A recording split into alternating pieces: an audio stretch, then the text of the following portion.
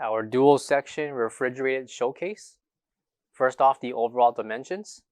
Overall length for the top portion, we have 34.25 inches by 30.5 inches depth, and the height of 12 inches.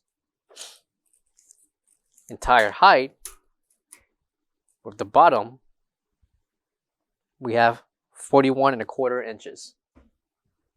Pull out door on the top to display and showcase your products, and the measurement will be 26.5 inches in length with a depth of 21 inches. Those are the measurements for the top portion. Coming to the bottom are dual slide doors for storage,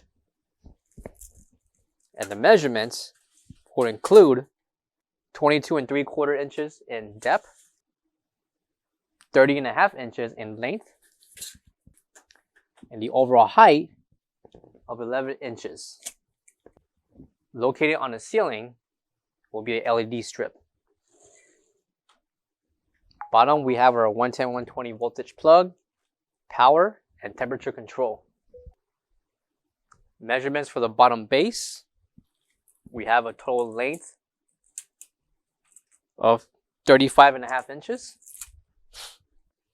and a depth of also 31.5 inches.